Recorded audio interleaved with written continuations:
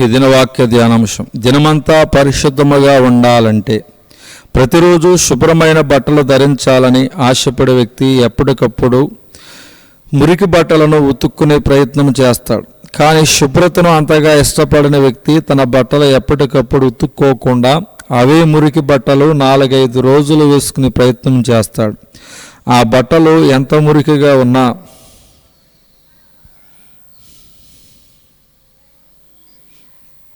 ఎన్ని మురకలు పడినా అంతగా పట్టించుకోడు. కానీ చక్కగా శుభ్రమైన బట్టలు ధరించడానికి ఇష్టపడిన వ్యక్తి తాను ధరించిన బట్టల మీద ఏ చిన్న మరక పడినా గబగబా ఆ బట్టలన్నీ శుభ్రం చేసే ప్రయత్నం చేస్తాడు. అదేవిధముగా హృదయ పరిశుద్ధతను కోరుకునే వ్యక్తి ప్రతిదినము తన హృదయాన్ని ఎప్పటికప్పుడు క్రీస్తు రక్తములో కడుక్కుంటాడు.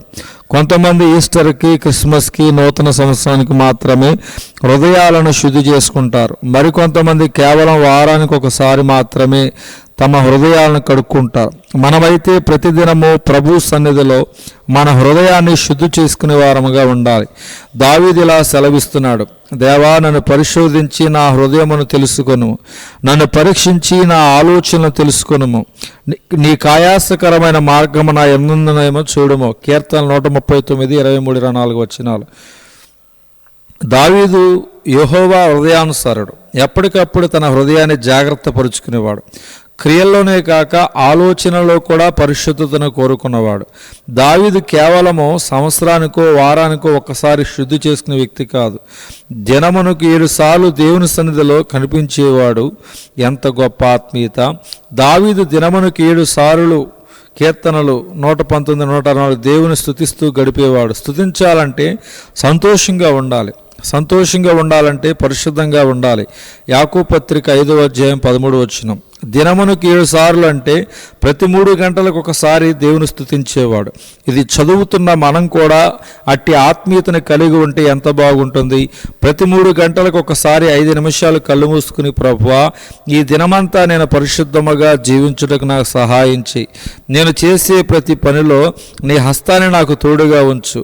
నా కుటుంబానికి నువ్వు తోడుగా ఉండి దుష్టుని యొక్క ప్రతి ఆలోచన లయపరచు అని ఈ విధముగా మీరు ఎక్కడున్నప్పటికీ క్లుప్తముగా ప్రతి 3 గంటలకి 5 లేదా 10 నిమిషాలు ప్రభుతో మాట్లాడటం కష్టమంటారా?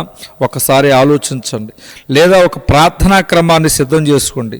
ఉదయం 9 గంటలకు కుటుంబ సభ్యుల నిమిత్తం ప్రార్థన చేయటం, మధ్యాహ్నం 12 గంటలకు బంధువుల నిమిత్తం ప్రార్థన చేయటం, సాయంత్రం 3 గంటలకు సంఘ కాపరి నిమిత్తం ప్రార్థన చేయటం. ఈ విధముగా దినమునకు 7 సార్లు ప్రార్థన చేస్తున్నప్పుడు 7 ప్రార్థన అవసరతలు కలిగిన ప్రార్థన చేసే ప్రయత్నం చేయండి. ప్రార్థించే క్రైస్తవుడు అంటే పరలోకానికి బహు ఇష్టము. కావున ప్రతి 3 గంటలకు మీరు ఆకాశం వైపు చూస్తే ప్రతి 3 గంటలకి పరలోకమంతా మీ వైపే చూస్తుంది. ప్రతి 3 గంటలకు మీరు 5 నుంచి 10 నిమిషాలు దేవునితో సమయము గడపగలిగితే మీకు తెలియకుండానే దినమయ్యేసరికి ఇంచుమించు 1 గంట దేవునితో మూలగలుగుతున్నారు. ఇది ఎంతో గొప్ప ధన్యతగా భావించి జీవితంలో దీని అలవాటుగా మార్చుకోగలిగితే ఎంత బాగుంటుందో ఒకసారి ఆలోచించండి. దేవుడి దినవాక్య ధ్యానం దేవుడు దీవించునుగాక. ఆమేన్.